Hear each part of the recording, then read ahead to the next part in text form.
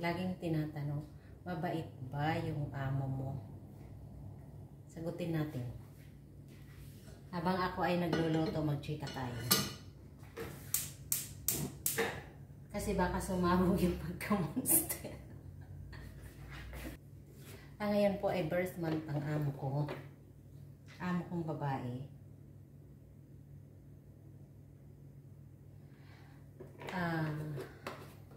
Happy birthday, madam. Ganito po yun. Siyempre, tao lang din yun, ano.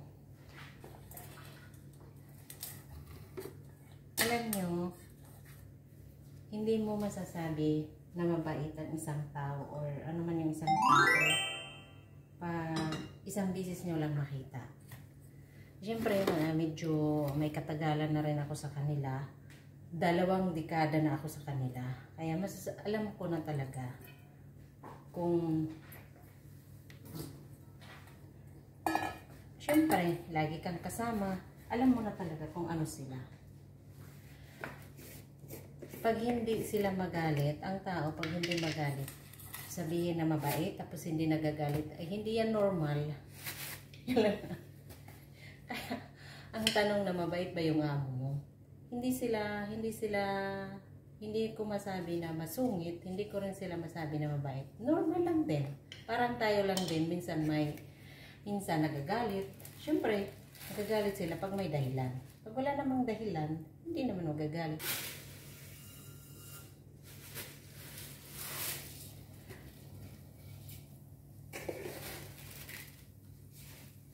Luluto ako ng kanin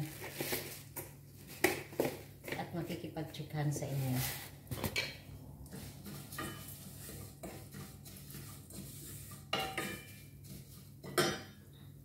Ganito po dito magluto ng kanin, mayroong noodles.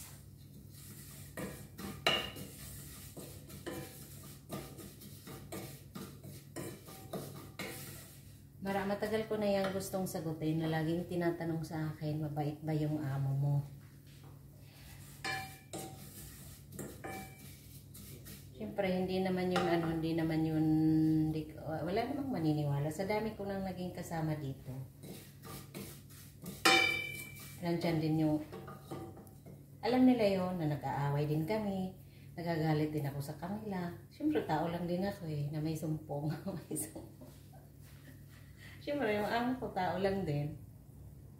Nakagalit din yan pag may kasalanan ako. At saka, ang maganda lang doon, sasabihin talaga sa'yo kung ano ang ayaw nila.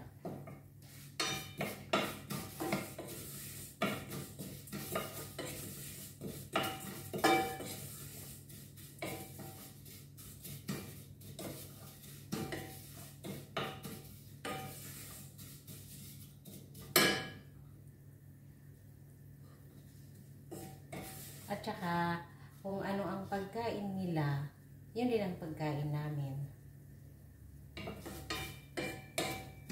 Kami lang yung ayaw, syempre. Lalo na yung mga gluten. Ayaw ko talaga doon. Sa kanya na lang yun. Ayaw kong kasi may mga ano siya sa mga pagkain. Maraming bawal sa kanya. Lalo na yung mga, may mga pagkain na hindi niya makain dahil may mga siya, yung allergy. Ngayon ko lang nalaman na kahit bawang pala, pwede tayo magkaroon ng allergy. Kaya isa na siya doon na meron. Kaya pag nagsasaing kami, ay nagluluto ako.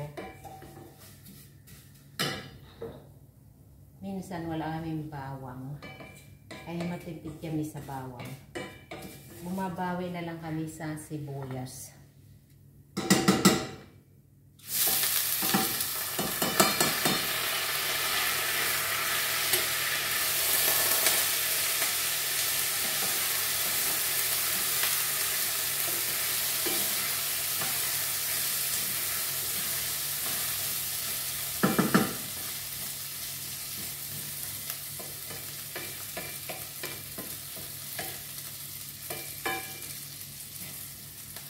Siyempre ito, pag tayo ay nangangamuhan, kailangan natin gawin din yung trabaho natin, di ba? Ah, dati yung maliliit pa yung mga alaga ko, priority ko yung mga bata. Wala akong ano dito sa kusina. Meron kami, yung kasama ko dati yung nagluluto. Lagi akong nasa mga bata. Ngayon naman, pumalit sa mga bata, mga aso. Mas strict pa siya sa mga aso kaysa sa kanyang mga anak. Kasi sabi niya, ang kanyang mga anak daw magsasalita. Ang aso hindi nakakapagsalita. Tapos yung tatanungin nila, napapagalitan din ba ako? Siyempre, normal. Pagalitan din ako. Pag meron akong, siyempre, hindi naman ako perfect. Meron din ako minsan na mga nagagawa na ayaw nila. Siyempre, pag sila din naman, meron din sila na ayaw ko. So, sinasabi ko din sa kanya, ayaw ko ng ganyan. Hanggang, kumbaga, may karapatan din ako bilang isang kasambahay, di ba? Isang rason kung bakit ako nagtagal sa kanila dahil nasasabi ko yung ayaw ko sa kanila. At sila din sinasabi nila kung ano ang ayaw nila sa akin. So, yung bagay na yun is parang sa natural na bahay natin. Kung ayaw mo yung sasabihan ka na wag mong gawin yan dahil hindi maganda yan. Yung parang ganun, walang ano, yung hindi itatago sa'yo na sasabihin, ay, wag ka nang ganito, porque amo sila, yung talagang iaano ka nila dahil katulong ka nila, hindi ganun. Pagsasabihan ka rin nila ng, kakausapin ka ng mahinahon. At saka, tuwing, di ba halimbawa may aalis kami, ayaw nila na ganito kami, naka-uniform. Gusto nila, lalo na pagkasama sila, ayaw nila na magsusot kami na ganito kasi ganito daw pang bahay. Kaya pag halimbawa alis kami, nagkasama siya, pag naka-uniform ako, titingnan niya kami, ba't hindi ka nabihis? Isa din sa mga ayaw nila yon. Halimbawa pupunta kami kasi mahilig sila magbiyahe, punta kung saan. Unang sasabihin sa'yo, wag kang magdadala ng uniform. Magdala ka ng pang-alis na damit.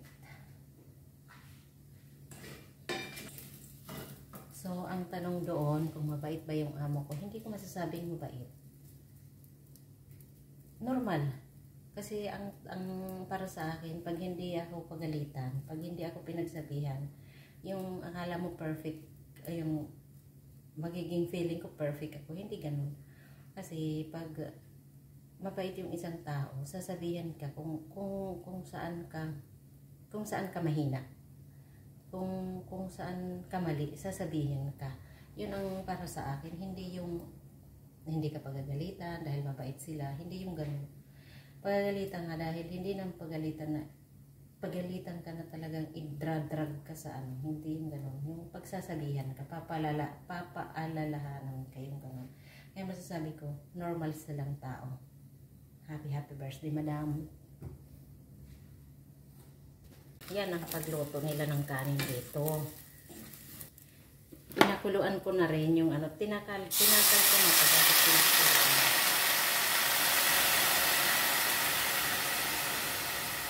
para mas madali.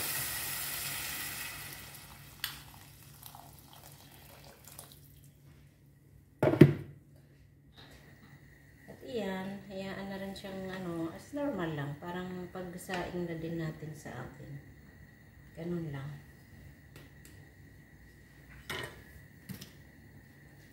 Lagyan natin ng konting asin at nilagyan ko ng apple cider.